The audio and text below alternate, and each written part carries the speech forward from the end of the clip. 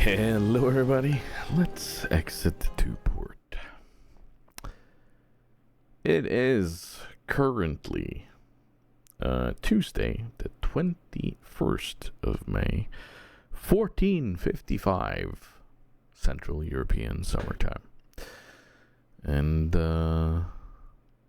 before anyone wonders, yes, we are a bit late starting this recording. It's because I've had a long day already.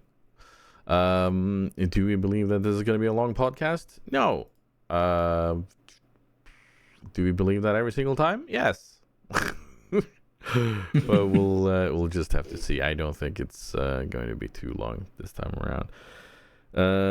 First and foremost, I want to say thank you to our patrons who have chosen to pledge $2 a month. And if you want to be part of that and guarantee getting your comment or question in, you can hit us up on patreon.com/exit2port.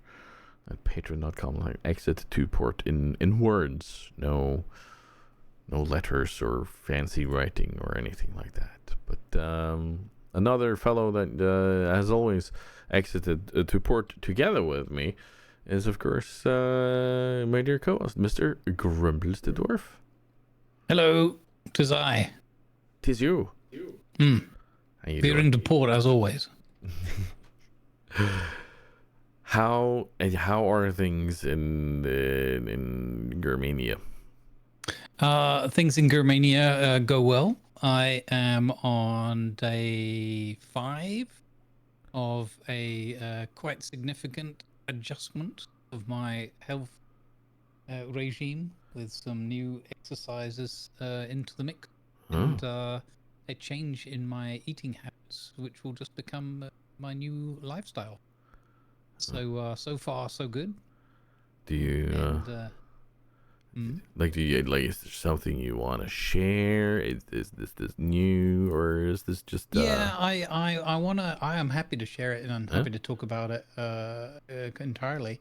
I'm just conscious of the fact that it's one of those things that people will probably go, oh, that, or oh, it's a fad or whatever.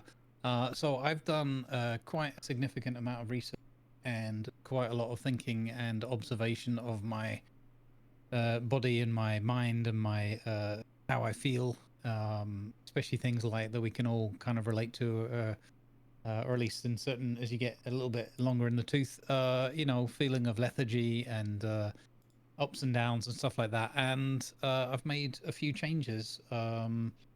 Most notably, I have decided, after quite a lot of deliberation and as I said, research into the matter, I have adopted I guess what you'd call an intermittent fasting or a fasting regime, where I think it's the, what are they called, 18-6 kind of thing. So I'm doing like breaking my fast, having my breakfast stroke lunch at like 12-ish, give or take, and eating again another meal at like 6-ish, between 6 and 7, and then I'm fasting all the way through to the next day with a nice cup of coffee in the mornings to tide me over, as it were.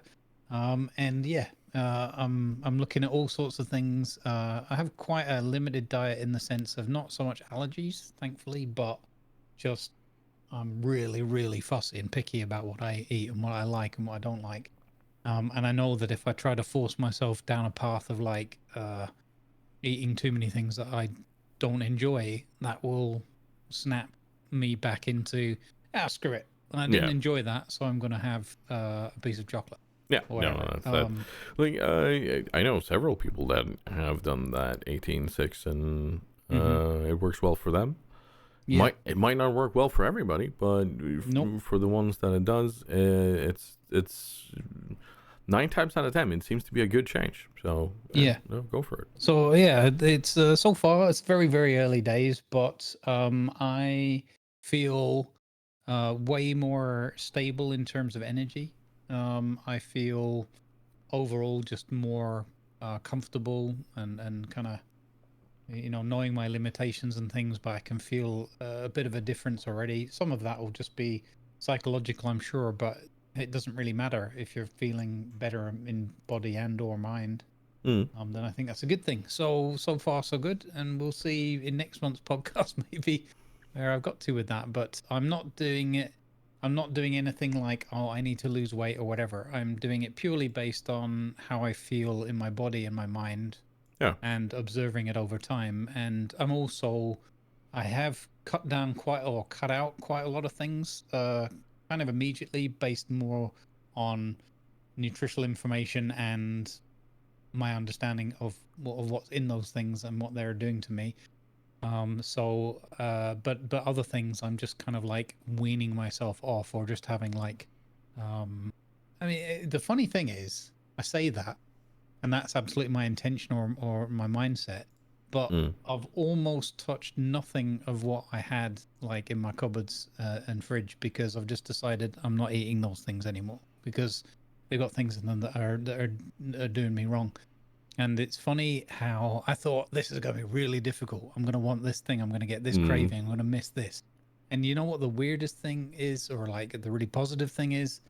I'm not experiencing any of that. It's all just like, it's almost been too easy. It's like, hang on a minute.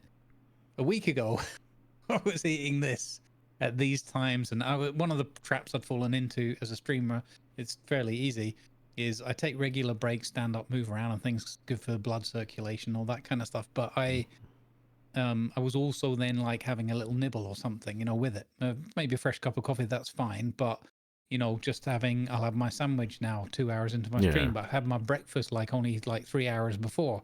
So basically, my body had fallen into this, and I'd fallen into this trap of like, a little bit of input too often through the course of the day, and my body was just like, hang on a minute, we've only just finished that other meal. Or I was having a craving and feeling hungry, and it was Mm. like, am I actually hungry? Maybe I'm just thirsty, that kind of stuff. So again, just did quite a lot of research, and found some science and some things that I feel confident I can believe in, and that match the things I've educated myself on in the past. So yeah, and yeah, I'm not as stiff after my exercises.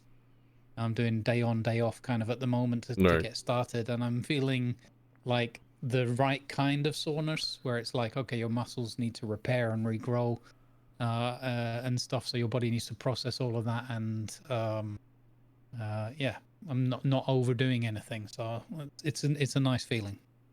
Nice. Yeah. So, with anything like the importance is something you touched on. You said there was. It's important that it is enjoyable, Mm-hmm. because if it's not enjoyable, there's not a. I don't care what your willpower is. If if it's not enjoyable, it's gonna be so much harder to actually stick to, and eventually it's gonna break. And Mm-hmm. this is the kind of advice that comes from any sort of nutritionist that sees long term good effects. Like, just don't don't restrict yourself too much. Don't start off too hard. Don't do exercises you don't like and so on. Just stick with Mm-hmm. stuff that you can enjoy and is enjoyable long term. Because if Mm-hmm. not, then yeah, you might as well just say feck it already. You know. Yeah. And that's going to be different for everyone. I want to point that out. What is enjoyable for someone might not be for someone else. So, find your own thing. Yeah. That's one of the key standouts in a lot of the material that I've been going through. There's a guy, I know it's one of those, oh no, don't watch YouTube videos, but I've filtered out a lot of things that are pure trash and complete nonsense that I know either from experience or common sense. But I've found this one guy, Dr. Ben Edberg, who was an Olympic decathlete back in the day and has Mm. become a doctor since in the rest of his life. And the stuff that he goes through and the way he delivers that information and the way he backs that all up with like clear evidence and explanation, and breaks down a lot of the myths of like, people say you should do this or shouldn't do that or whatever. And also the fact that he's always emphasizing, points like you just made, where everybody's a bit different, so don't, it might work for you, it might not. And like with the exercise topic, it's the same with like, for example, drinking lemon in your water. Yeah. What's the actual benefit of that? Well, here I'll map it out for you. If I did it for a month, this is how my body would change and react to it, and this is what would be good about it, and this would be not so good.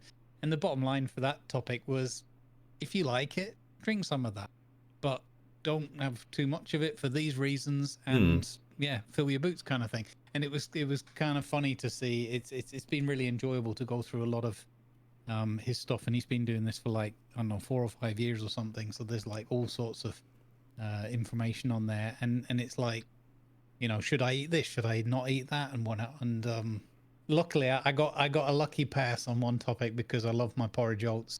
Yeah. But a lot of grains are like not so good for you, and oats are like probably like the preferred grain of any, and they're not really that bad in moderation. And I was like, oh, thank goodness I can still eat porridge oats, because I'd be absolutely gutted, as long as they're like good quality and free of additives and stuff like that, and you don't eat like 5 kilos of them every day or whatever. So far so good, but I'll let you know how it continues. Yeah, sounds like a good idea. And how the story continues, we started a story last Sunday in Icarus, or I say last Sunday, this Sunday, 2 days ago. Last Sunday was a different one. We ended one story then, which was really cool. Thank you again to Mr. Lima Zulu Tango for guiding us through Moria. That was cool. Let's start there. Actually, I completely forgot about that. What did you think of the ending of Moria? I enjoyed it, and I thought it was a nice way to kind of round that off. I feel like Moria was really enjoyable, and that they had a good story and a nice kind of arc to it. However, I would have, like, if I was kind of, maybe I'm thinking of it too like cinematically or whatever, but I would have tried to tighten it up a little bit, or I feel like there were little pieces of like story progression, and then the game relied very heavily on location and nostalgia, if you will, which is that's not a big criticism, but I felt like there were gaps in between where there was just some fairly straightforward and somewhat like repetitive. There was never a point where I felt frustrated or irritated with the game, which is actually a big positive, because a lot of games don't have that, and you kind of feel like you have to trudge through things to get somewhere. But I felt like they could have, I think it was probably the lack of meaningful NPCs. Like, reflecting back on it, I think they could have had 1 or 2 more, like an antagonist and maybe a protagonist that was, because your main protagonist was like the bird, who we saw, I don't know, like 4 times, 5 times. Yeah, Eric.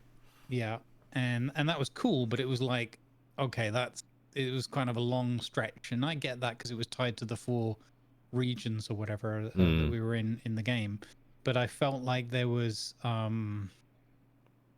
the rest of it. This is like zooming out, and this sounds, I don't have any negative sort of thoughts about the experience at all, really. But I would have enjoyed it potentially a little bit more if there was a little bit more of a thread that we were following, rather than sort of the feeling of like a lot of emptiness and like, where's the next map marker kind of thing. Yeah, like if that makes sense. And I had a couple of those thoughts myself. And like one of my grievances, well, not grievances, but just it was slightly annoying that one of the more important things towards the end was so hard to get.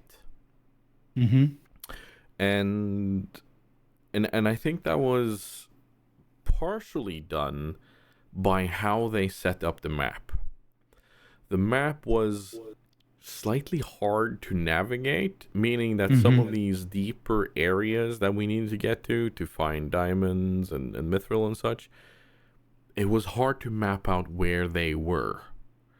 That could have been on us in the fact that we forgot to make a marker when we found these areas, but at the same time, I don't feel like it should be up to me as a player when I'm completely new in that world to have one of these, oh, I should probably mark this area kind of ideas. Like that, it should almost be an automatic marker on the map. I don't need full realism in any game I touch. It's fine with me with magic map marker technology. I'm okay with that. And I think one thing that could have helped us tell the story more, because the idea of random dwarf number 3 falling into this area and becoming Lord of Moria, fun by all means. I think it's cool that we're the Lords of Moria now, but I felt if we would have stumbled in there with Gimli or someone else that kind of held a little area that sent us to the different places and had more of that story guide thing that that Arik did, and maybe bounce off of Arik would also help, because it was a really cool game, fabulous to look at, fun to go around and explore and find stuff and everything, but yeah, just a tiny bit more help with, one, the map, or two, someone saying, oh, right, we're going to need these things. You should search in these areas, because that's where we have the deeper areas and so on. And like someone that can kind of tie it a bit better together. Yeah. Thankfully, we had Lima that could help us do that. But I think if we didn't have Lima, we would have struggled. Yeah, I was gonna say exactly the same thing. Is that he did it in a very gracious and sort of gentle way, so it didn't sort of spoil anything for us. But I fully agree with you. For me, I probably would have gotten overwhelmed. I mean, like I said about the markers before, the game created about 200 markers on the map, and you know, sometimes they didn't load in, but that's a different issue. When they did load in, I was like, which one did I go to again? So like the way it was laid map well there, I think it would have, I think there could be some very simple things. For example, on the map there could be something where you clearly are moving towards you know, the end of a particular area, so I'd leave it all fog of war style until you've gotten to those kind of end chamber, that bigger, you know, progression area, and then there should be something obvious like there's an arrow pointing this way. So that you're like, okay, we just follow the arrows. If nothing else, they're always going from left to right or whatever. Keep it nice and simple, and I think otherwise it was a bit bewildering to me. And I think things like the super deep down, dark down, or whatever he called it. Honestly, I would have been like, oh, that's really cool. I probably, unless I fell in there, I probably would have never gone down to them. No, and exactly. Then I would have been like, where the hell do I get the diamonds from? So, and at that point, I might have either quit the game, or somebody would have just had to tell me that I needed to go and do that. And then, again, I think working in a group, it worked for me. If I'd have been on my own, I might have been like, this is an awful lot of effort and time spent to get to something that is. So, I mean, I think that ultimately, I would summarize it as it was very enjoyable experience as a group. It was very atmospheric and full of you know, the right kind of nostalgia. They weren't nostalgia baiting. They were like, look, you're literally in these places, and here's a recreation or an imagination of certain things. And I thought that was cool. I think the story pieces were too loosely strung together, and so the progression could have had more meaning and more feeling to it from a story point of view. And it felt like to your point, there's some mechanics that were kind of hindering the story or overshadowing it a little bit. And I really strongly against that. I think story should always be the thing that shines through. You're on a journey, as it were. Yeah. Sort of with parallels to the films and the books and whatnot, and it felt like it was a very stuttering journey because you had to keep stopping and doing a certain thing. And there's always going to be an element of that: build a thing, find a forge, whatever. But I think, again, looking back on it, there wasn't a need to have to stutter and stop-start as often if the story had been more smoothly strung together. But yeah, maybe it's being a bit. But I think we might be a bit critical of it because we want it to be so good. It is one of those games, especially for us who already love the story. It's yeah. But no, they overall very much enjoyed Moria, very much did, and it kind of it showed the importance of a good group that has its own elements, and in another game that we've recently played now this Sunday that just passed, Icarus also shows its strengths with having a dynamic group. Not everyone doing the same thing, not everyone specializing in the same thing, and I am very excited to see where this journey in Icarus takes us. Because this is completely different, right? It's not predictated by any book or previous lore or anything like that. This is completely different. And we decided to hop in on Icarus after you suggested it, and together with Doc Strangefood, it was his birthday that day, and he was our gentle guide that day, and then I have to give him kudos too. In the same way that Lima was a gentle guide through Moria, Doc he wasn't just whipping out shotguns left, right, and center and then power gaming through.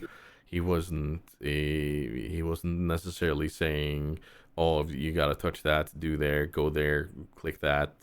No, none of that. It was like okay, I would recommend you go explore over there. That sort of thing. It wasn't overbearing or anything, and I know that's always hard for anyone who spent a long time in a game, coming in with an almost completely new group. Like, I was completely new. I think Lima had like 2 hours in it or something. I don't remember. And like, you have a few hours, but not as many as Doc. Yeah. But no, it was very enjoyable. And then Trammer joined us, of course, after a while. But I have to say, as a survival game, I think this is one of my more enjoyable survival games that I've hopped in on. Direct comparison would be Ark, where you pretty much get plopped down in a random spot. You have to find out where you are, what resources you have nearby, who's going to eat you, who's going to kick you in the face, that sort of thing. But I fully enjoyed this way more than Ark. Because Ark was you're here, there's a dino over there, go punch a tree. Icarus was, you land here, and there's bushes, there's stuff you can pick up and so on, and I felt, at least, it guided me into it in a different way, but still not like this is what you must do kind of way, you know? So yeah, no, I'm looking forward to becoming a master fisherman. I almost said another word that I would get us terms of service. But yeah, what are your thoughts on our Icarus adventure? Yeah, well, I mean, firstly, the amount of change that it's gone through in the couple or so years or whatever. I've only played it like on and off. I played it like right at the beginning, and you could see the fantastic potential it had.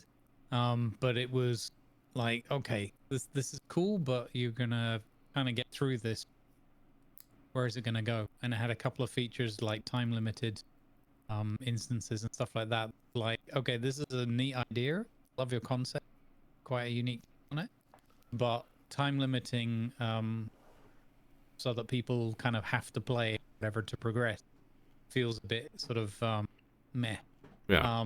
But thankfully they've changed that all up with not only the open world that we're playing in, where you can just build and live there to your heart's content kind of thing, and also cooldown missions and stuff too. You don't have access to everything that the game has to offer, and the time restricted stuff is still like giving you your biggest rewards and stuff. But again, depending on what you want to achieve and how you want to play, the open world is fantastic. And then they even have like a more creative, I think it's called Outpost or something, where it's like this is all safe and you just build. Oh yeah. Go. Here's a hammer and go for it, kind of thing. So that's cool that they've offered that, and just how many updates? Pretty much every weekend it's got an update coming, and they're like actively doing things like tweaking the tech tree, adding new things in, added in all that animal husbandry stuff. You know, you can tame horses and stuff now. All the farming aspects and that have come in, and it's almost a complete. This is for me. I would hold this up as a huge like example and say, this is how you want your development to go. Look at all the significant, like completely two entirely new game modes to take time pressure and all that kind of thing away. Animal husbandry, farming, different tech levels for buildings and stuff, a neat building system that they've also added and improved on over the years too. You know, the herbalism, there's so much to it now, that you know, I just applaud them for the way they've kept plugging away. And it's I'm glad that we had an opportunity and just the stars aligned and we got a chance to go back to that game, and that it turned out to be like so much fun for everybody in the group, because co-op is really where this thing comes fully alive, I think. And I think the only reason this thing isn't a big, huge, mega success is because pretty much everyone that's played it thinks and speaks highly of it. Is, I think, just that you don't have that element of like, you know, server meshing or whatever, where you can have 30, 50, 100 people or whatever in there. If it had that, I think Icarus could even become like a fantastic like role playing. We did some light RP, but it's, you know, you don't have any voice or whatever. But yeah, I think the game's. I was gonna say, like even in a smaller group, if we get localized VoIP instead of sitting on Discord or something like that, that can take that to just a tiny higher level, and then you can work on the whole larger server thing down the line. But just add in that part, because weirdly enough that you mentioned it, Construction Simulator now has that. Yeah. And I got to test that, and once you get far enough away from someone, it switches automatically to sound like a walkie-talkie. But when you get close enough, it's actually, depending on how close you are to someone, like how well you hear them. And I think that could work so well in Icarus. Oh yeah, in a modern setting in that space and all that kind of stuff, it's perfect. So yeah, I'm looking forward to just tons more fun with that, and I think it's become a bit of a sleeping gem, even though it's out there and that. I think once people start seeing it a bit more, and you realize you can, I think it's still up to 8 people in co-op hosted session. I haven't looked into dedicated servers, but I you know, a community server of that or whatever for a month would be hilarious. I mean, just, you know, we could all share our I was murdered by an angry pony stories or whatever. At that time, the bear came in to catch. Why are the horses so aggressive? I don't know, but have you seen them up close? Because I'd only seen it a little way into the session on Sunday, but I was like, holy cow, it's a big unicorn horse thing that's fluffy and has the face of a boar because it's got like tusks coming. Yep. And I was like, this is why, get out of my face. So yeah, spooky. But yeah, just there's something quite special about it, and I'm glad. Again, it's another one of those where I play a lot of games where you think, oh, this has got great potential, or imagine if this had this, and imagine if it did that. That game, in terms of the content and what it does have, like, it doesn't have VoIP, it doesn't have like big multiplayer capacity, but in everything else, it's such a shining example of like, imagine if all games just spent a couple of years really developing every, like, not only every month, but like even most weekends. Here's some new missions for you to do. Here's a new twist and take on this thing, and so on and so forth. Because like this dev has done something very right. Because I remember when Icarus first launched, like super cool idea. This whole time limited, and then it runs in real time. That I wasn't that happy about. But people quickly kind of said, you know what, this isn't working. It's the idea is cool, but it's not working in the way that it needs to be, and devs has taken it to heart, and they have given us these new modes, and it's just very clear that they are connected to their player base. They are listening. They're following up, and it's always cool to see a dev that does that. So yeah, so it's going to be interesting to see where they go further down the line with this. Yep. And just before we move on, I think if you listen really carefully, you can just about make out the sound of Last Oasis whimpering in the corner. I couldn't resist it because that's another game that had huge potential and they just fumbled the ball on it so many times. Would you look at that? That's another dead horse. Yep, there you go. Let's give it another. There we go. There we go. What? We're not against whipping dead horses, are we? I don't know. No. Yeah, whatever.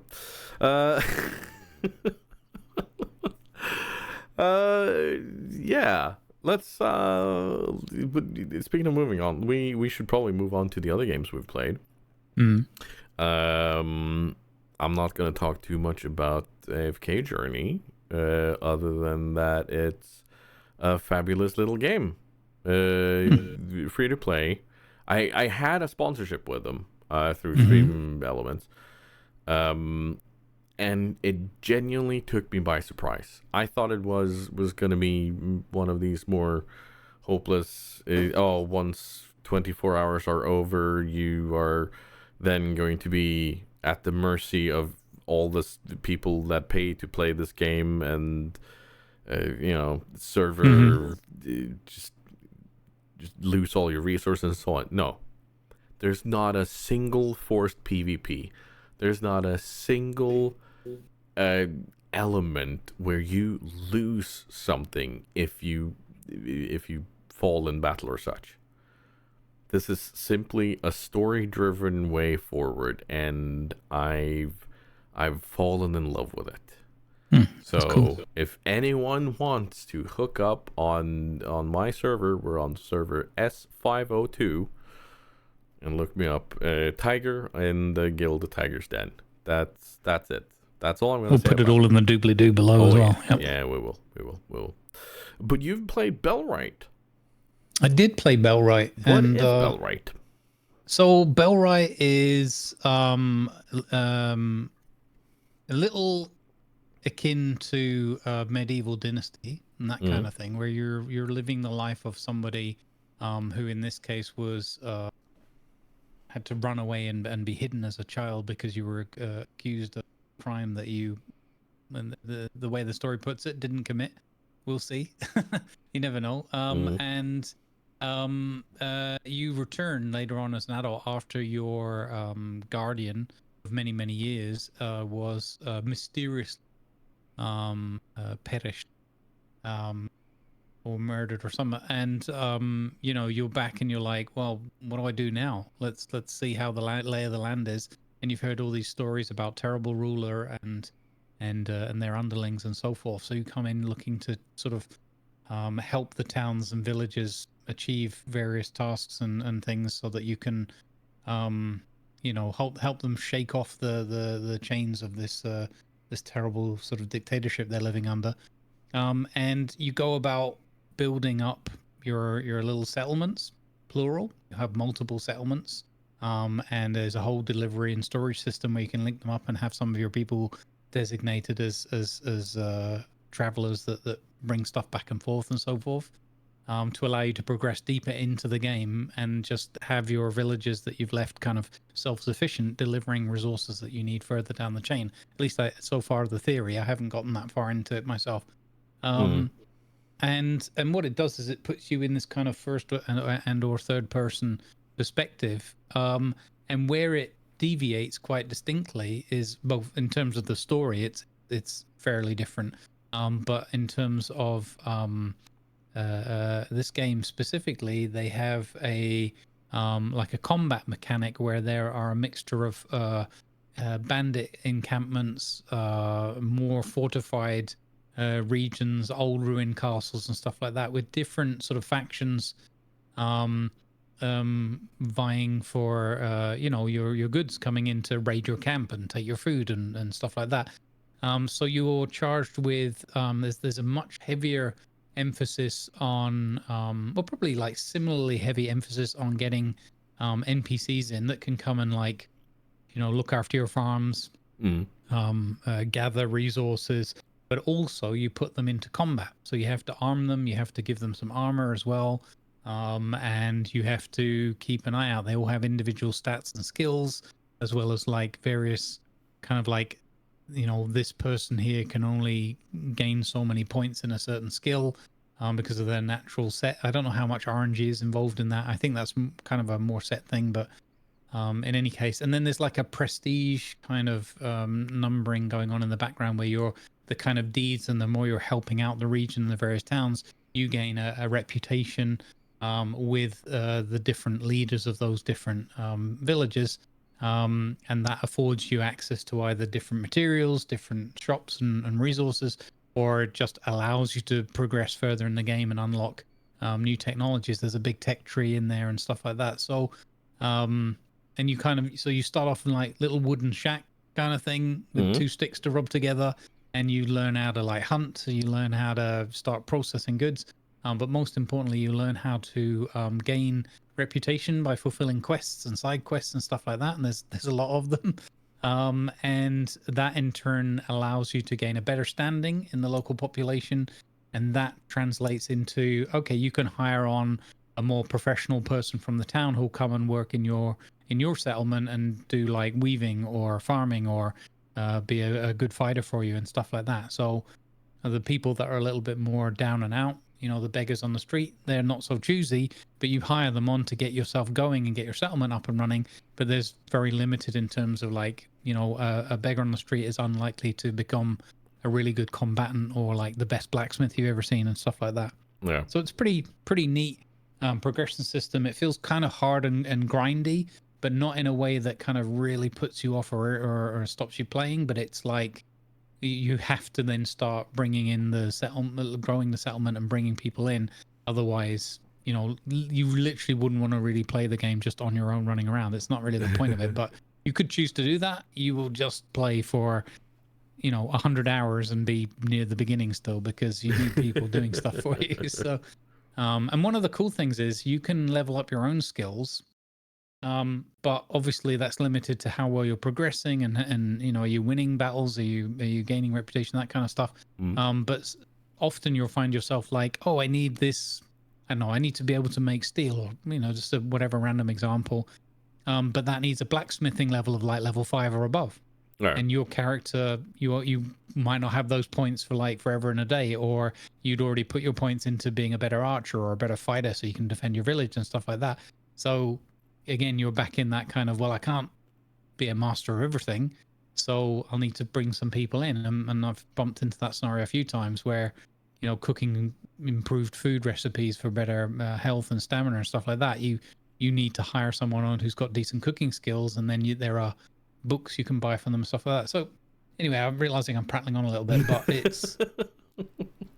it's really enjoyable. You have to embrace the grind. You have to embrace the early access element to it. Although they've been doing so many patches, it's really not in the sense of like so many things are broken, but they've been literally like every few days, like here's an update. We've done this. We fixed these things, and we've added these 3 new features and stuff. So that's really encouraging to see. It is Donkey Cruise, so ties and some elements of the game and the UI come from Last Oasis as well. Not going to whip that horse just yet. Unfortunately, they're under the Snail Games umbrella, which puts people off, straight away. But I would say that give these people a chance. It seems solid. So okay, so now for a hard question. What sets Bellwright apart from all of these others medieval games? Like what's the one thing that sets it apart that makes it worth the time? To me, I felt it was the combination of the combat system, which is sort of based on Last Oasis with this fluid kind of movement style, and the sort of bandit AI thing, because you as you progress, you generate kind of more threat. You're seen as like an easier picking or like a bigger target to come and rob, or more of a threat to like the various other factions and enemies within the region. So you'll get heftier raids coming in with better weaponry and stuff. So I like the fact that, as opposed to in other games where it's like you go and pick a fight, typically, because you're progressing through the game. So it's like, okay, the next step is we take down this village or this camp, right? As a quest. And there's lots of that. But the element of like any of your camps could generate enough threat to then be the next one that's targeted,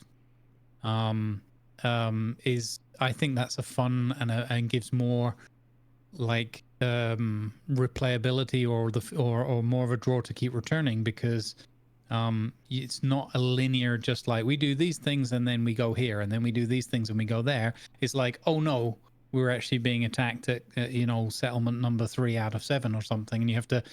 So you can think about, are your NPCs going to be guards for that settlement? Are they can be guards, they could be reserve guards. Are they well enough armed and armored?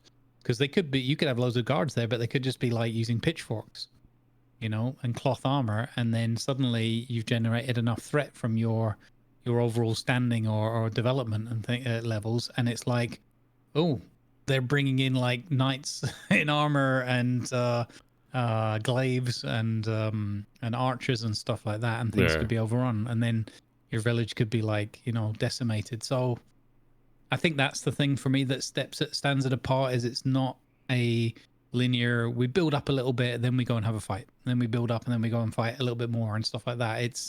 There's something ticking on or in the background. Plus they have a slightly odd seasonal system where a year is like 7 days or something like that, was it 7 or 10, something like that anyway. So eventually you get like a winter. But what I do like in the game is that even though that's a bit unusual, and you get used to it fairly quickly, the good thing is there's actually some RNG and variety in that not every winter is like, it's not a fixed thing of like, okay, now everything dies on this day. It's like you'll get a mild winter, and then you'll get like a really rainy summer. So some things might benefit from that, and other resources might be more scarce, or resources might get ruined, left out in the rain, that kind of thing. That's pretty cool. Interesting. Oh, okay. So despite it being under the umbrella, it is worth keeping an eye on. I think the dev team are really keen to work on it and do just the best they can under the circumstances. Their team's been like really hugely cut back, like I don't know, like 80% or something. So I don't know. I'd have to look it up again, but like they had a really big cutback sort of thing. So the fact that they've managed to get it through, I personally felt when I played the demo, and then they released it about a month later. When I played the demo, I was like, give this like, I don't know, 3 to 6 months to cook. Yeah, could be something really cool. And then they suddenly, from nothing, it was like, huzzah, we're releasing this. And then they were like, "Do you want to do a sponsored thing?" And I was like, "Yeah, okay, cool. you can pay me some money to play Bellwright and show it to people. Happy days, because I enjoy it." So it was, but yeah, I think it's probably one of those that's on people's radars if you're interested in either medieval stuff or just that kind of game. But a lot of people are probably just waiting at the moment, thinking, "Well, it looks like it still needs a little bit more cooking time." So we'll see. Well, we'll just have to keep an eye on it and see if it'll be Bellwright or wrong. That was bad. That was real bad. Well, we could workshop it. No, let's not. Games on the horizon. Both of us have games on the horizon, and they're not necessarily new games, or games that are set to release anytime soon. They're actually quite old games. You are looking to jump in on another survival game, 7 Days to Die, and I'm looking to jump in on another story game, Outer Worlds. Why 7 Days to Die? Like, are you in a survival game period? Like, what's going on? So I think one of the things is I've recognized that I just really, really enjoy survival games. Like, I've always kind of enjoyed them, but never really thought that much about it. But then I'm really enjoying going through a number of different ones and seeing like, oh, I like this feature of this and I like this feature of that, and sort of comparing and contrasting. I'm also not someone that particularly enjoys like zombies. So 7 Days to Die has always been one of like, okay, I probably won't play. And as you said, it's been around quite a long time. However, I know some people that are really, really big fans of it, like really big fans of it. So I'm kind of like, all right, well, that draws me in because I'm always a sucker for people going, oh, we should play this game. Okay. And here's the silly anecdote of 7 Days to Die for me is this is now at least the third, possibly the fourth, but at least the third that I remember time that I've installed 7 Days to Die, because I'm like, oh, we're gonna do like a little community thing. There's gonna be a few different, streamers playing together, kind of situation. And then I've always just missed the boat or something that's got in the way, and I can't do it. So maybe third time's a charm or something. I'm super excited. So they have a release that they're calling 1.0. Yeah. And which is something like in their alpha series of naming conventions, something like 22 or something like that. So it's been around, initially released in 2013. It's got one of those like cult followings. If you know it and you like it, you like it. And by all intents and purposes, because I've had to listen on to people like Damien, for example, going, oh, it's got the best building system. You'd absolutely love this. You won't believe the level of depth and blah, blah, blah, and telling me all these things. And it's like, I know, but every time I install it, something happens and I can't play it. So at the end of June or somewhere in June, let's put it this way, specifically they don't have a set date because they want to make sure the development is fully cooked and ready to go. Right. They have a really big milestone. They're heading in their 1.0 like full release. So they have a streamer weekend thing lined up for one of the weekends, presumably towards the end of June. And I've signed up for it because even though they were like, well, it'd be good if it was people that kind of know it already. They're looking for partnered streamers and people with just an interest in the genre generally. So yeah, I'll probably be running around screaming about zombies chasing me, and I don't know. To try to wrap it up briefly, I guess my aim will be to enjoy this building system that I've been told is really cool and get a flamethrower. Right. Yeah. No, one of my favorite channels out there is called Neebs Gaming. They've played 7 Days to Die for so long, and I've watched the journey through the different development cycles, and just like you, I'm not big on zombies. It's like it's been overdone. But the survival system in 7 Days to Die is genuinely one that I'm curious about, because it does look like it could be fun to play with and play out, and I do think it is a world that definitely allows for some role playing. So I think that's gonna be a good fit. and like Who's Gaming says, the building system is quite immersive. Mm-hmm. There are people that have built glass cathedrals. So yeah, no, it's immersive, and then some. Excellent. So now I have to decide if I'm going to play as Ivan or Ulan. If we need a cathedral. Yeah. No, I look forward to that. What about Outer Worlds then? So Outer Worlds, like I've for a while now, I've been going for new story games, or not necessarily new story games, but I've decided I'm gonna tell stories. I'm gonna sit down and have episodes that upload to YouTube, and just go through these games. And I have so many of them that I've never touched or played because just too much else going on. Mm-hmm. And when Starfield came out, I decided, you know what, screw it, I'm gonna really enjoy some stories. And then right after I finished Starfield, I was just gonna take a tiny break, just to give it a tiny moment, and then I got a key for Erebon Shadow Legacy, which has been fabulous, but that's coming to an end now. But right after Starfield, we actually rolled on what game to play, and Outer Worlds was the one that won out, which is also a fabulous story game. So I'm really looking forward to that. I've on purpose, I've not looked up anything. I just know what other people have said about it, and a lot of people have said it's one of those games that they wish they could play again for the first time. So very much looking forward to a humor-filled and fun story-driven game.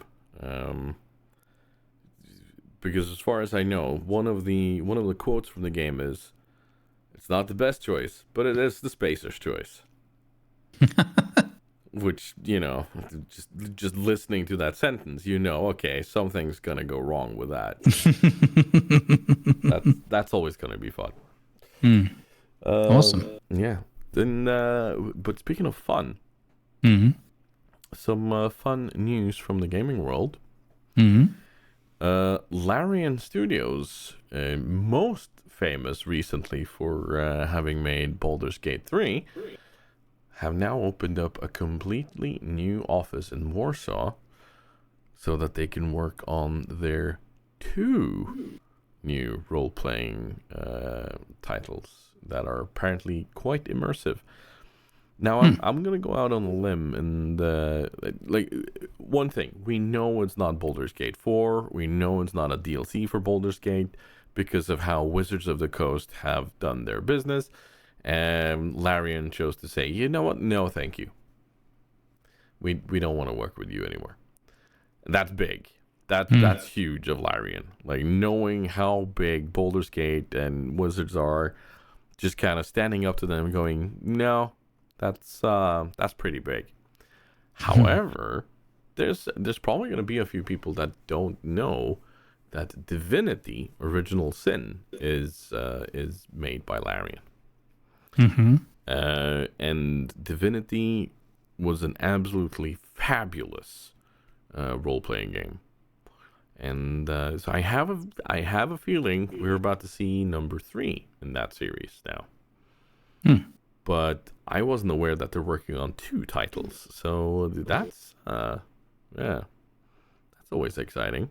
When I know you weren't the biggest fan of Baldur's Gate, but have you touched on Divinity?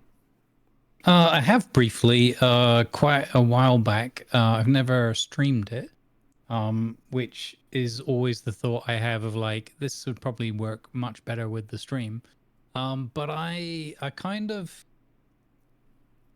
thought that the Divinity ones were like really well made.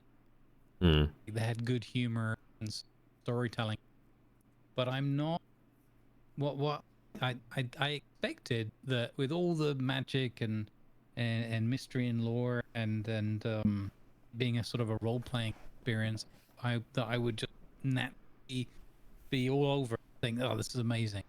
But what actually happened was I found that I'm not really a turn-based kind of enjoyer, to paraphrase Durak. I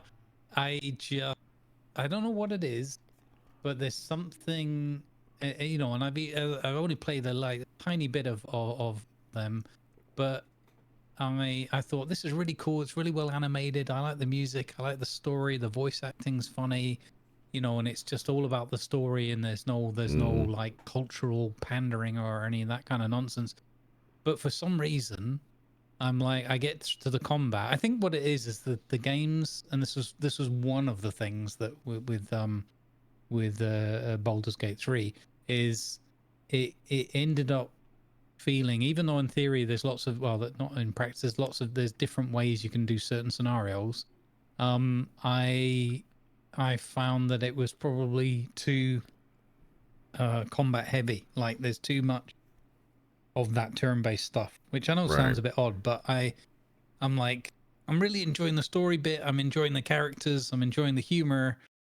And now we've got to roll some more dice and do some more. And it's a little bit like how my GMing kind of developed over time, where I went further and further away from dice rolls because I love the chance. I love that taking a risk and element to it. What I don't like is a 2-hour battle with 500 dice rolls in them, and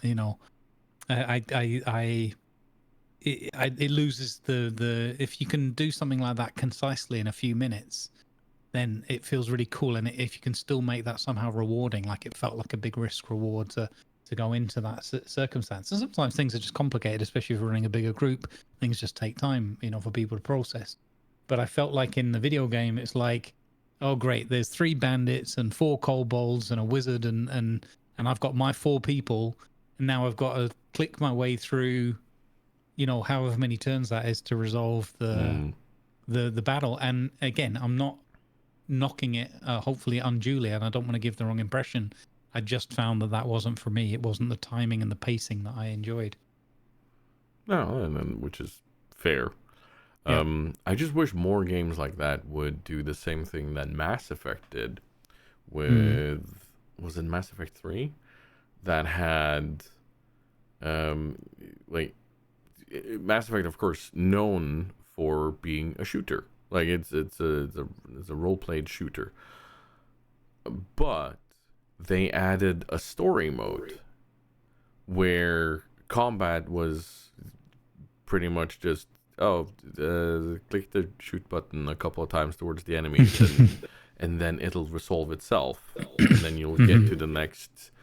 You'll get to the next queue, and you get to see more of the story.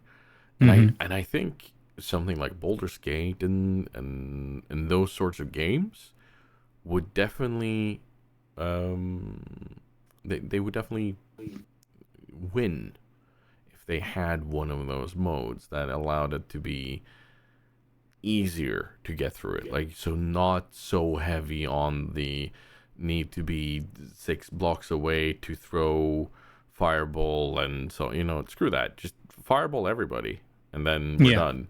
Let's just power game through it and have fun, because I want to see the story.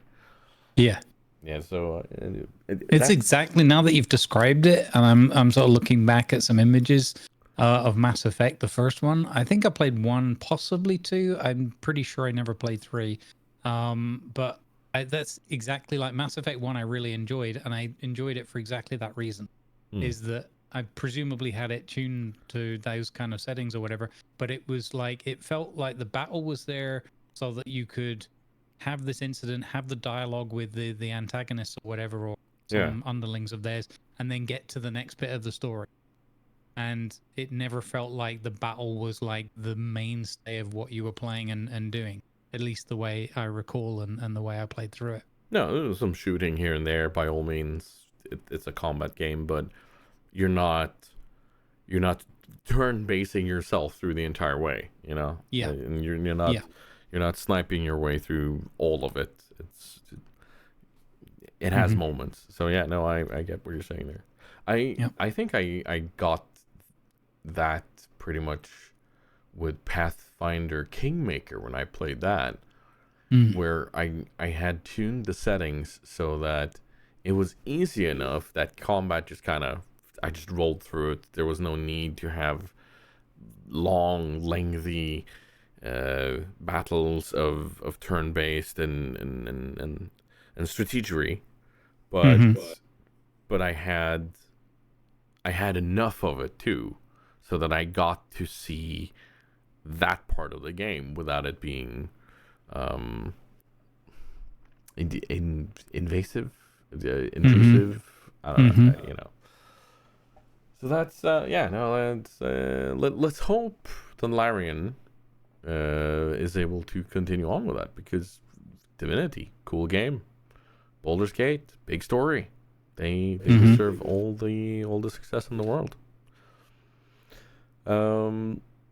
Speaking of success, in the world of content creation, something's happening.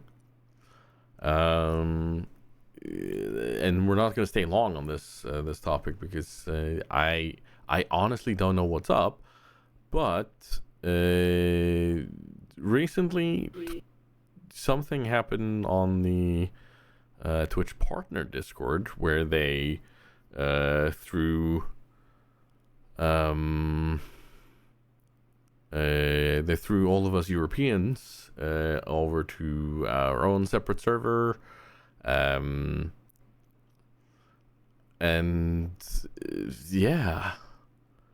something's going on, because Zach Busey has been following up with this, where there's apparently some change to partner managers, and he's been trying to follow up with other Twitch partners who recently got emails saying, "Hello, I am your new partner manager," and he's been trying to follow up and trying to figure out who are these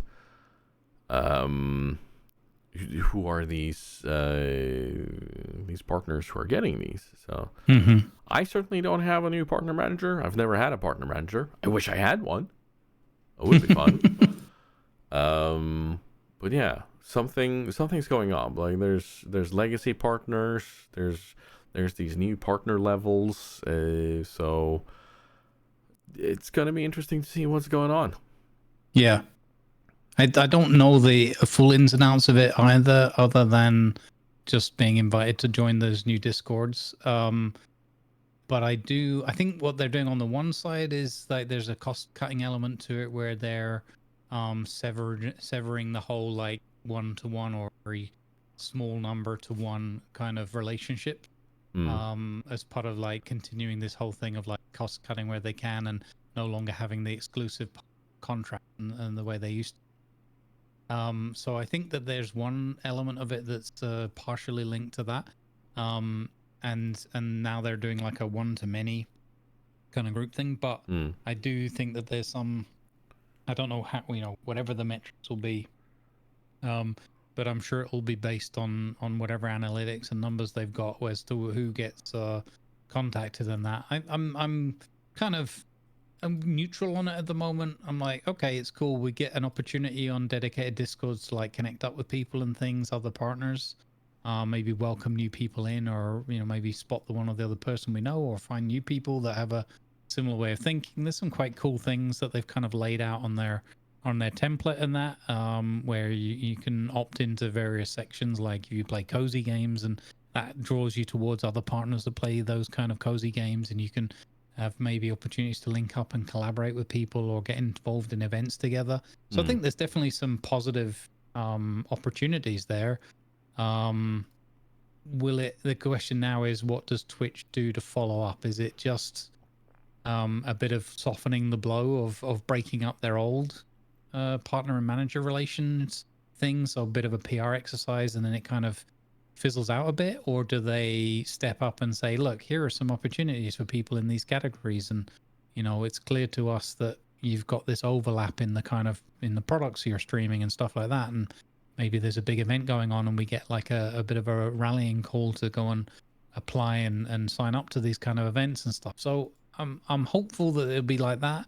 I'm a bit cautious in that it may be the other. It may be like well, we gave you this opportunity to reach out to each other. A few thousand people joined some Discords, and so they've got a thing in there like introduce yourself, so a way of like sharing a bit of information beyond just what's on your about page or whatever. So again, I'll try to stay on the positive side of it, but I'm cautious and kind of neutral on it at the moment. I want to see what Twitch is actually going to do, because it doesn't take much to encourage people to collab and join up, but it's a bit of a stretch to assume that just because you put a Discord server there, everybody's going to suddenly be taking the extra time and extra energy, what they weren't doing before, and suddenly trying to link up and herd cats together kind of thing. It's just the reality of things is that it's not necessarily something that a lot of people are going to do naturally.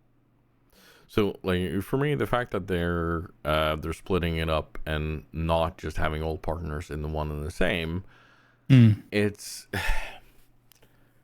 like there's tinfoil hat me, and then there's hopeful me. Hopeful me thinks, it's because they want to give all the different regions the attention they deserve, because the different regions have different needs. And there's different cultures in Europe as opposed to USA when it comes to doing things, and so on and so forth. That's hopeful me. Yeah. Tinfoil hat me is thinking, they are now doing something towards the North American partners and giving them a boost, and they don't necessarily want other partners to know about this, and so on and so forth. They're hiding some secrets, they're giving some extra bonuses to that, and the only way they could do that was by booting out the Europeans from that server. And I mean, okay, I know that that's not a healthy way of looking at it, but I'm just also going to go ahead and say Twitch. We know. I think we're right to be a little skeptical at times, for sure. Some shit before, they can easily pull some shit again. So I'm going to keep my tinfoil hat on. Thank you very much. Yeah. I will I'll add two quick final points. One is I think that there's stuff moving in the shadows behind all of this stuff as well, without going to tinfoil hat down the rabbit hole, but there's a lot of censorship laws being passed in a lot of different countries, especially the westernized countries. Some of them are worrying, and others are outright terrifying. Some are good, some are good. I want to point that out too. I wouldn't. I probably haven't run into the good ones yet then, but I am. I'm very worried about what that's going to do to service Twitch, because that could be a thing that is a driving force behind splitting up the regions, because you might find that the regions literally fall under jurisdictions and laws that stop them. At the moment, not, because it's more of a big blob. But I could imagine that it's going to be interesting when you've got EMEA, how that works when you might have different laws in effect governing what Twitch is allowed to allow us to do or not, that might be different between say a UK country and Germany, as an example. Right. It's gonna be very fascinating to see where these things align and where they diverge. But on a more positive side, for the streamers involved, one thing I have noticed that I think is really cool is that they have a channel for peer help where people can just reach out and say, "Hey, I've always wondered about this and this," or "Does anybody know anything about this setting or this part of the analytics or whatever?" And I see a lot of really, really positive information, knowledge sharing, people helping each other out.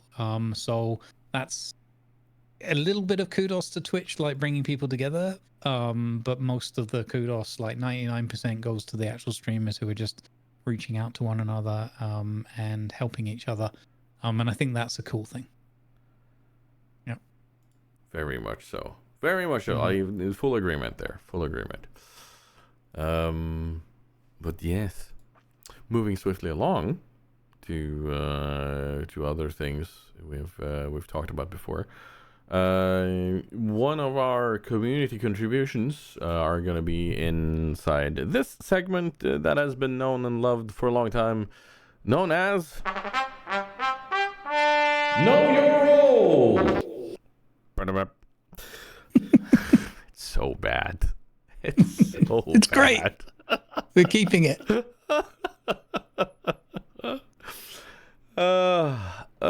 Right. So it's time for Know Your Role. Just a couple of quick things in here. We're going to start with a question from Mari before we jump into a comment from Moleytov regarding last month's episode. Mari says, 3 kobolds / goblins in a trench coat is a beloved roleplay meme. What would you do with this meme? How would you integrate it into your setting or even transfer it into other worlds? Could they be your villains or your underrated sidekicks? Discuss.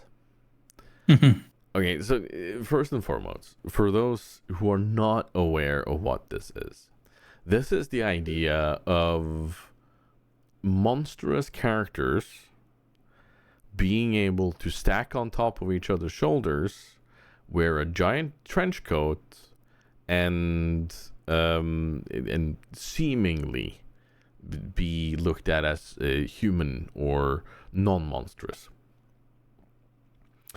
To sneak into places they're not supposed to be able to sneak into, and so on.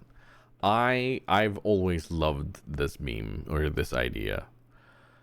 I don't think I've ever used it. Let's start there. Have you ever used this before, or have you seen anyone Not use this specifically. No, I've gone with disguises for people, but I've not done the 3 kobolds on their shoulders kind of thing. It's I love the comedy idea of it, and as someone who loves to bring humor into his settings, unless it is a stark raving old Cthulhu kind of setting, then I love the idea this brings of having, for instance, the super obvious stack of 3 kobolds that they're kind of just like everybody else sees them as one human or something. Oh yeah, you gotta talk to Dave over there. And you walk up and your character is like, this is clearly 3 kobolds in a trench coat. And then have this entity greet you, and maybe every single time you meet this kobold or goblin in a trench coat again, then it rotates. Like it's a different of the 3 faces. Maybe one of them has a tiny mustache. Maybe one of them has an eye patch. It's one of those things. But they always know. They always remember from last time, and that sort of thing. I think I'd love to use something like that. I don't know. What's your idea? The idea I had was I would kind of leaning on the question a little. I would take inspiration from that, and I would make the 3 of them quite distinct in obviously in personalities, obvious enough, but I would make them distinct in the way that maybe one of them is an evildoer, one of them is a goody two shoes, and the other one of them is sort of neutral and stuck between the other. I love that. I would liked the idea of they turn up and either, depending on the group that I had and how sort of experienced that they were, I would either have the group. So it could be one of the other idea I'd have would be either they all look identical, so you can't tell which one you've got, and they sound identical. So you don't necessarily know if the evil one pretended to be good. Then you wouldn't know until it was maybe too late, right? So they could be leading like, I promise you, it's me. Is it though? Kind of thing. So there'd always, but you don't want to go too far with that because you don't want to make your players just immediately second guess every time or be uber cautious in that. You want some credibility to each of the characters. So I'd build them up where maybe the way I do it is the evil one would do something that actually genuinely benefited the adventure, but was clearly evil. So even though it worked out, maybe the evil guy got something out of it, and so did the group. And so they had to kind of like make that moral compromise or whatever. Right. And then maybe the good one did something that was obviously good. It was going to benefit the realm. It was going to benefit the adventurers. It was all well-intentioned, but maybe it just was doomed to failure. Or maybe one of the other two kobolds, turned into a trap, or it just went horribly wrong. Well-meaning, but just at the last minute, instead of casting, I don't know, purified food and drink, they cast fireball, and the banquet at the wedding went up in smoke, or whatever. So I'd find a way to kind of make the players, I guess, second guess whether, just because you suspect it might be the evil one, or maybe they do have distinct personalities, you make that obvious, just because it's like, oh, it's that evil guy again, but last time it was really helpful to the town that we did what the evil guy needed doing. We just wouldn't have chosen to set that up or go on that course of action if we could have avoided it, kind of thing. So so that's probably where I try and go with that. And then whether I would introduce an element of like, you see a figure in the shadows, it looks like there's a little bit of trench coat just hanging out of the shadows, lit up illuminated in the moonlight. And then roll a perception or roll just like a 1d3, and then that determines which one of the three, leads the dance. And maybe you have a scenario in mind, but depending on whether they get good, bad, or neutral, the scenario goes in like a different direction. Yeah. Oh, I like that idea. I think maybe one of the other ways that I love to play that is, are you familiar with the Tale of Sir Barrington? I know of it, and I'm pretty sure I read it once because people were like, "Oh, it's really funny." So, but I don't. I'd have to look it up again it didn't stick in my mind. So, in short, to explain to everybody, Sir Barrington is the idea of being a player character, of being a bear. A bear with rogue levels. Enough rogue levels that you can take disguise, and so far so that you get so rich that you can hire a butler to act as your translator and your liaison to the rest of the group and the rest of the world. And the idea is that you kind of go to a party, or there is one person that is able to see through your disguise, and he's like, "That's a bear. That's clearly a bear. Nobody else sees a bear, and everybody else is, oh, I'm sorry, Sir Barrington. Oh, he must be delusional or so. I apologize so much, your lord, for this trouble, and maybe do something similar with those three kobolds in a trench coat, something along those lines. I just love that idea. I like that idea as well. Maybe an entire village sees them as like, little human children or something. Yeah. And aren't they just the sweetest and everything? But maybe that way you, rather than like outright good, evil and all that, they're just mischievous kobolds. And it's like, no, can't you see that these kobolds are up to no good? They're stealing all of your, I don't know, brewery supplies or what. No, it would be amazing at doing something like that. It's because you can add that tiny bit of humor that might be needed once in a while, or you can use this as this what should we call it, beach day episode, to take an analogy from TV. You know, there's in a TV show, there's always a beach day where people have a vacation and they talk about heavy subject, but it's everybody's happy. You know, it's that sort of thing.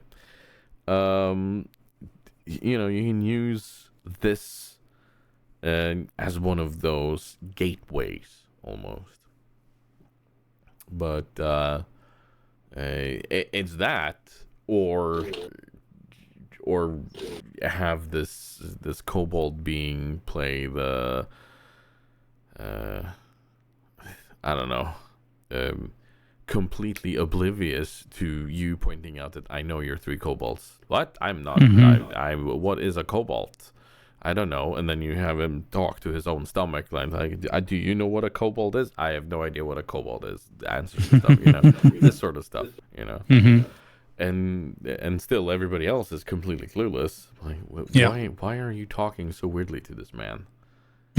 Why are you pestering him? You know, he's a fine, upstanding member of society. Yeah, he helped me out with the gutters last week. Come on, man. Do you know what I think would be really funny? No. You know, I was just made me think. Imagine a character like that being played by somebody like in a role play setting by Dr. Gluon. Oh, I don't know if you ever saw his newsreaders and that. Oh, yes. Yeah. But imagine him and his 2 lovely kick Saffron and the lady's name. Yeah. But imagine the 3 of them, but they're playing like 3 identical looking kobolds. To no good. Oh, that would be excellent. Yeah, that would be glorious. That would be excellent indeed. Moving along though, to comment on our last episode, because we talked a bit about starter kits or ways to help out players, and I know both of us have talked a bit about how to get players to play their characters instead of playing their character sheets or so on. Like, sometimes a group doesn't want to have that character to character conversation, and that's fine. Like, that all depends on the group. But sometimes it's very nice to help people get into those, and Moleytov had a comment here and a way to help that, which I really liked. Which is like one of the ways of making a character stand out and feel more personal is by having them have quirks, you know, not something that is super defining or anything, but just a tiny quirk that when you play the character, you kind of need to play out that quirk, and an excellent one that I enjoy is always identifying themselves before joining a conversation. An example of that is Dungeons and Daddies Season 1. You have a character called Daryl Wilson, and he always like whenever he meets someone new or such, he's like, "Oh, Daryl Wilson, nice to meet you," and it stretches out his hand, like even if this is like some orc that is about to slap him across the head, you know, because he believes in the power of conversation, and he wants to have that man-to-man conversation, and believes people can sort out things while having a conversation. That's one of those quirks that Moleytov suggests, or having that person in the party that will always suggest eating as a solution to a problem. I'm okay with that. That's my go-to. Like, you're not you if you're hungry, you know, have a Snickers, something like that. Or random valueless items, always asking for those. Or as a GM, he also had a wonderful tip on like a quick non-combat situation to get players to think as their characters would, and kind of respond as their characters would. And three things he listed here is, you arrive in a town when either a small child runs up to you and says, "Hey, mister, you're back. Come meet my mom. She'd love to meet you." How does your character respond to that? Or man in a suit and two armed guards show up and Lord, Sir, whatever his name is, has been expecting you. Please follow us. Or a wiry man essentially lures you into a game of a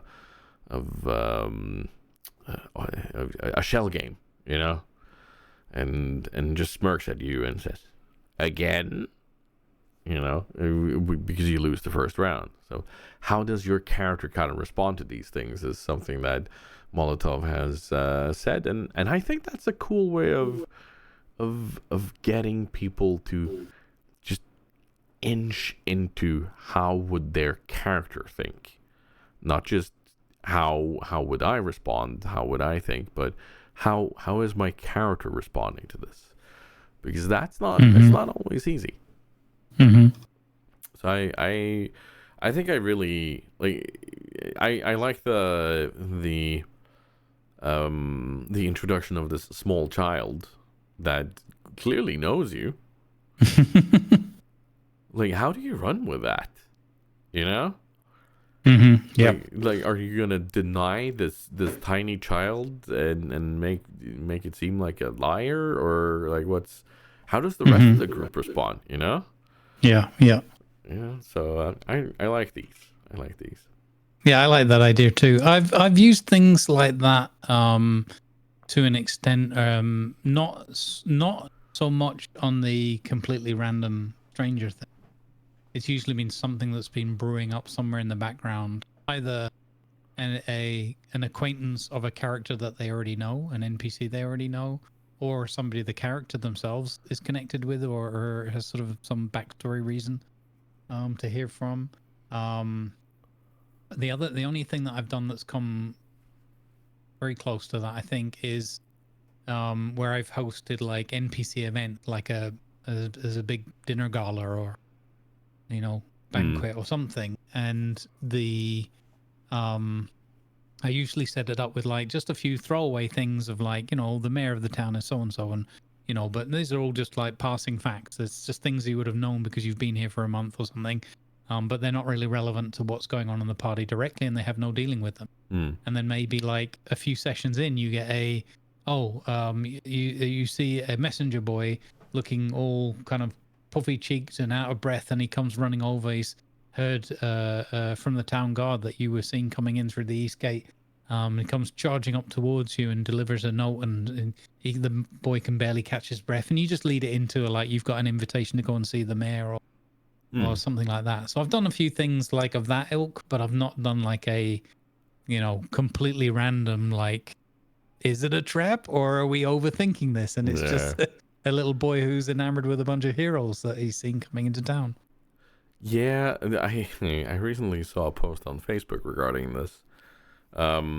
There's the do's and don'ts of how to react as a party, where or the do's and don'ts of metagaming. And one of them was the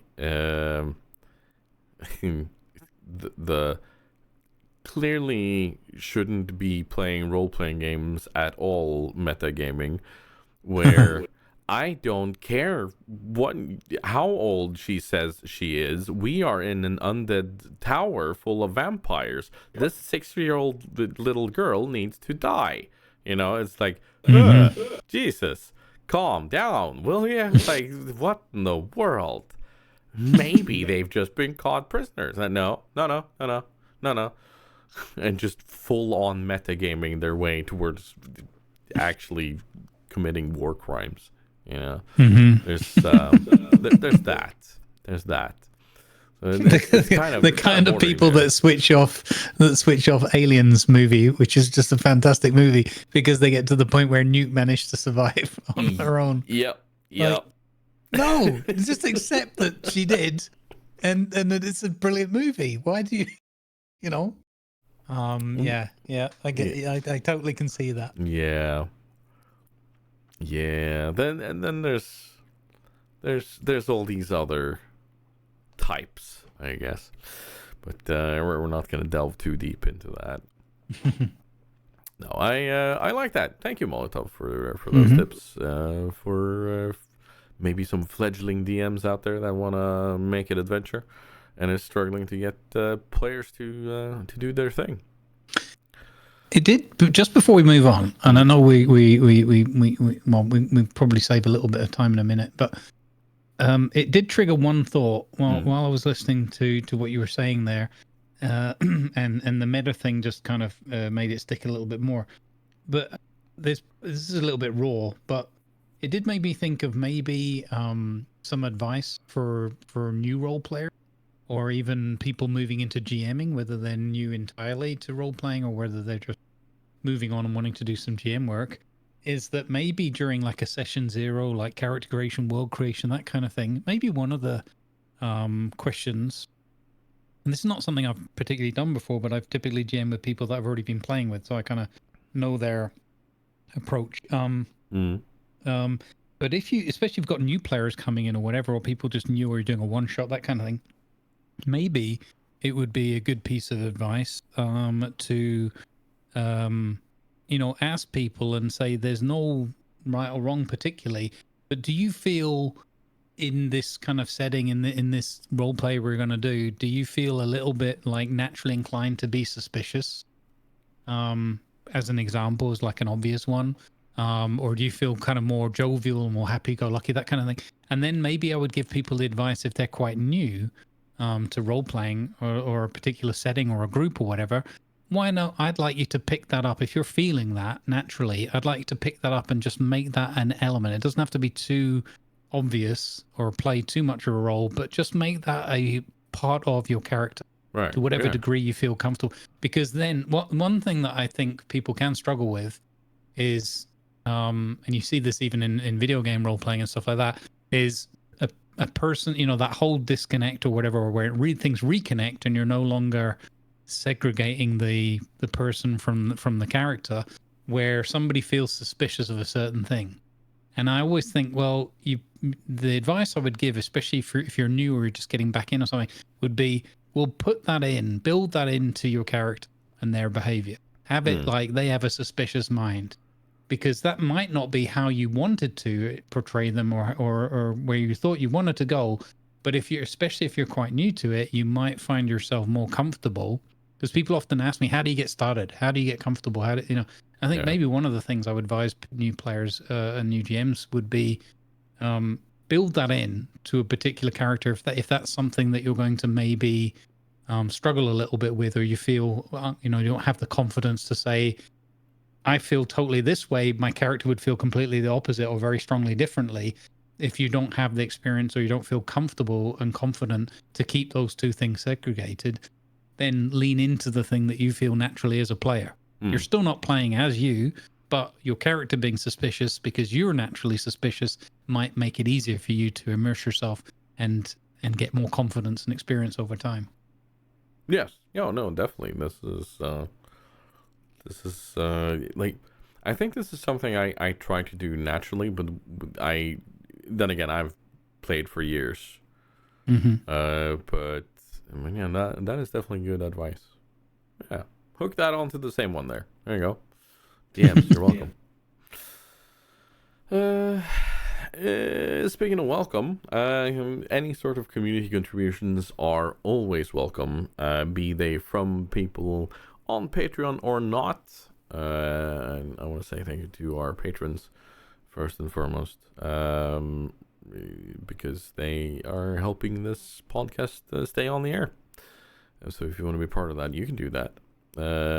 But no matter if you're a patron or not, you can always just leave a comment, a little victory, big victory, thought, question, whatever it may be, on our Discords or on the previous month's podcast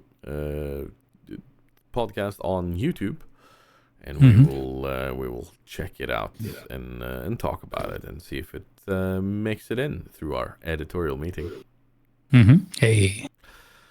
But we're going to move on to our little victories. Something that we talked about on... When was that? Friday? Yeah, Friday. Because I joined you guys for a bit on Friday. Which was fun. Long time since last I've been able to actually just jump in for a few and not have anything to do. And during that grumbling, we got a bit of good news. Because Grumpy, our good friend, the Grumpy Beard, is of course in the midst of his battle against cancer. And he has recently been to a scan to see how it's going with the lumps, the bumps, and so on his liver. And major good news there is that there has been no change in their size. And for anyone who has even a tiny bit of understanding of cancer knows how big that is.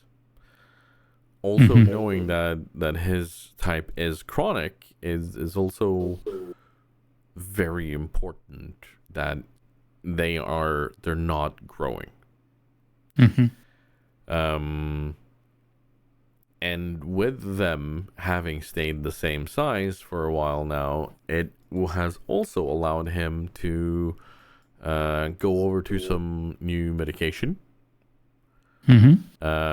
which will allow him to start working on his general health. Losing some weight and getting into better shape, and which is also going to help the overall health that he is in. So that is major good news. Like, that's not just a tiny victory, that's a very big victory, but we'll leave it under little victories for now. Yeah. Yeah, good news, good vibes to the Grumpy fam, and I believe they also might be able to plan a little trip away, have a break. Yes. Because last time they had to wait in case medication needed changing and so on and so forth, and now they have that more certainty. Indeed. So, yeah, not the best scan, because the best scan would have been a reduction, of course. But that's why we went with Grumpy scan, good scan. Grumpy scan, good scan. Yes, indeed.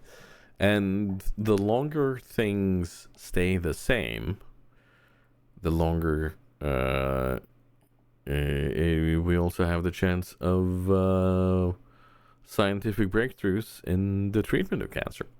So, so that's also good. Which is something to smile about, honestly. And which promptly brings us along to our last segment of this episode. Something to smile about. Grumbles, I'm very curious to hear, what is Stringscapes? Yeah, and I'm going to do the song quickly as well, because I'm excited to hear about your one and want to give you as much time for as possible. So Stringscapes is a fellow YouTube creator. Okay. Who seemingly have just started up quite recently, or whether it's a new incarnation, a new channel for them. I'm not sure of the entire history. But they are putting together ambient music videos inspired by Red Dead Redemption 2, but their own compositions and whatnot on acoustic guitar predominantly. And what they're doing is they're going in-game with one or two mods added to them. I don't know how you do all that, but anyway. And they're sitting Arthur Morgan, the main sort of protagonist of Red Dead Redemption 2, in various locations. And then they have a modified, like, it's actually an in-game asset, but with some, I don't know, twinkles and sparks. I don't know. They're putting a little campfire down, and then they're just recording Arthur sitting down strumming on a guitar in front of this really nice looking campfire in a nice setting within the game world. And then if they're up by they have one called Frozen Shelter. So you're sitting in the snowy heights near a little cabin and stuff. And then they have the first one I found was called Red Canyon, and it's just Arthur sitting looking out over the canyon down there that we will probably recognize pretty easily from New Austin region and stuff like that. And they've got a whole bunch of these and they're bringing one out about every week or two, just original compositions. And the reason I'm bringing this up is not only is it awesome, but I reached out to them by the power of YouTube comments and was like, I guess this is just how you can do it. And I was like, hi, would you have any interest in allowing me to utilize some of your music, if as long as the right shout outs and everything else are given? And they got back to me within 24 hours and were like, that would be awesome as long as you do live up to doing the shout outs and everything else. Also, we'd be really keen to hear about your role play. Send us a link to your video. Oh, nice. Yeah. So I replied back to them the next day, and I was like, oh, that's awesome. Thank you very much. You can trust me, sort of thing. And that day we utilized some of their music. We talked about it. I have a link called Strings, !Strings in the chat. And people get a link to their YouTube video for that particular first one that I found. And I've used a few others subsequently because they're all just awesome. And they're just super chill, super calm, sending people that way. We've got community members like subbing to their channel and liking their videos and stuff. So, nice. You know, it's all just a really positive, let's creators just connect and collaborate on things, or not collaborate in a direct sense, but just, you know, big up one another, as it were. And I posted back some further comments, and I made a short highlight video and then like posted the full link as well, saying, look, if you want to watch 10 hours of roleplay, you can click here. But in the interest of saving your sanity, here's like a little highlight I did where I talk about, and you can see in my chat the link posted to your site and everything, and you can hear my own words on the live stream about how I'm talking positively about your stuff. Nice. And they were just like, oh man, that's really cool. Thank you for sending that, you know, and having a look at it and all the rest of it. So I've just been going through, getting, you know, using their music and giving them a thumbs up every time and letting people know. So that's Stringscape. Really cool just to have creators who can just reach out and say, hey, you got a cool thing. I'm doing something that's kind of cool. Perhaps we can, you know, share some good vibes. Let's do a collaboration. Yeah, collaboration. Yeah, there you go. Nice. Yeah, no, that's really nice. Yeah, we'll of course leave the links and everything down below for that.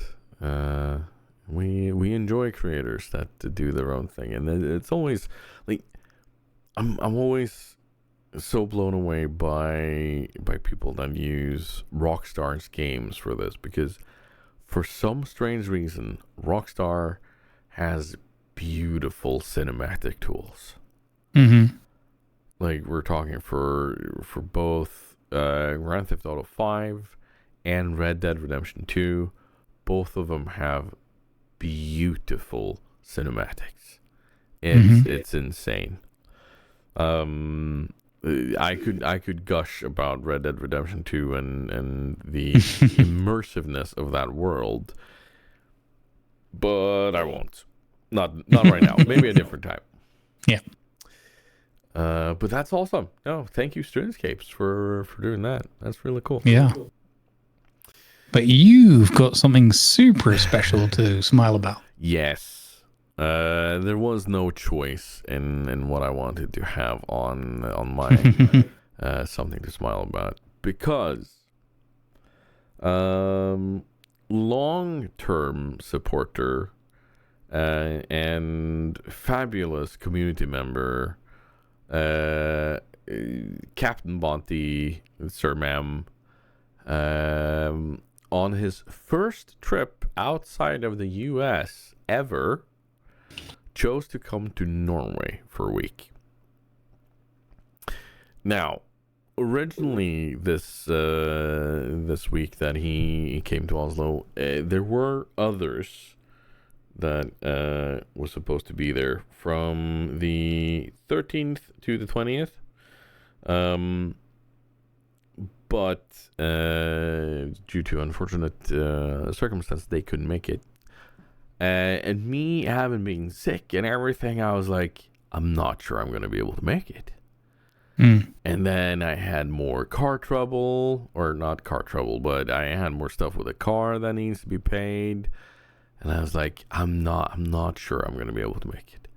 Suddenly, had a bit of an influx of money, thankfully. I was like, you know what? I can make it for a few days. So I flew down to Oslo on the 14th of May. late in the evening, stayed with a friend, and then on the 15th, in Oslo, in beautiful sunny 25-degree weather, that entire week, just got to hang out with Bonti and Arena, Shoggy, and a few others, Andritos. But to meet someone from the community that has been so enthusiastic about this and has been so, and in his own words, he's been so nervous about coming over and meeting people and so on, but being able to sit down and it not just being a one-way audio conversation, but being able to listen to his stories about time in the Coast Guard and about his the way he smiled when he talked about the different things he got to see, and all the things they went around to do, and his enthusiasm for being here, and in his own words, he said, "I don't want to make a fool of myself as one of those Americans." And I can assure you, Bonti, if you're listening to this, you did not. He, of course, had a bit of a hiccup of a journey because somewhere between New York and Norway, his bag got lost. Oh no! Yeah, so for 3 days he was kind of staying in the same stuff, and they went and bought him new clothes because, yeah, the company of course paid for it. And it being 25 degrees, like there was, yeah. Oh man! Nobody saw that weather coming, to put it like that. But no, he got to see the beautiful archipelago in the different museums there, and he got to see Oslo from the view of not just a tourist, but together with someone who has lived in that city for many years. And one of the things he said that just kind of brought a smile to my face with his own enthusiasm of this was talking about it's a city that mixes the old and the new. Like you have the old city, but you have the new buildings, and then you have the old style buildings right next to a completely new one, and he was just completely falling in love with it. So and one thing that never ceases to amaze me is how quickly you go from being just a 30-second awkward kind of like, yeah, this is a person you know online, to we're right back into the conversations now.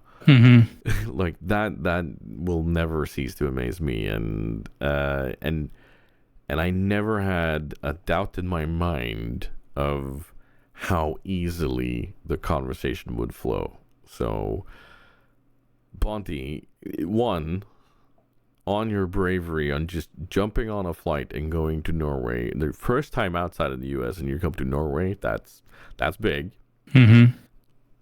And secondly, on your unbridled enthusiasm, I will smile for a long time from that meeting. And yeah, it's easy to see from the conversations we have on Twitch that Bonti is a good person, but it's now going to be even more ingrained in me that this is a person we want to take care of and make sure that we have in our community, because he is good people. So yeah, amazing meeting. I'm so glad I took my time and had the opportunity to go and do that. Yeah, I'm glad it worked out for you as well. Awesome. sir, ma'am. So yeah, no, he had a lot of fun, and as far as I know, he will be landing back in USA today, or was that yesterday? Can't remember. But hopefully the trip home went a bit smoother. And I'm looking forward to hearing what he had to say about the Norwegian Constitutional Day, which he also got to see. Good timing. 17th. Yes. Yeah, awesome. It was apparently planned that he wanted to be there during that, but that makes sense. The good timing was, of course, the absolutely insane weather. Mm-hmm. Yeah, no, it's fun. It's fun, and I'm looking forward to hearing what he has to say about the Norwegian Constitutional Day compared to the 4th of July. Norway's Day is often said and translated to the Children's Day. I see. Because of its importance in the liberties and everything, the freedoms that we have. Are often shown through the joy of the children just having a day off and being able to show off in their nice clothes and parades with music and everything. No fireworks, but all the hot dogs and ice cream you can eat, pretty much. I think that's a rule here in Norway. Like on that day, you eat as many hot dogs and as much ice cream as you can. And and then you keep that as a personal vendetta against yourself to always eat more. Many of us have failed, but we keep trying. Anyway, that's gonna be it for us for today. Shorter episode for once, but yet somehow still not. Well, we can fix that because special guest. It's me, Ivan. No. All right. No, Ivan. All right. I don't. I don't think. Cut. We went off air. You can somehow bring in a generator screen just for a moment. Oh no. Thank you so much, everyone, for listening. And this is your final reminder to be as kind to yourself as you are to others.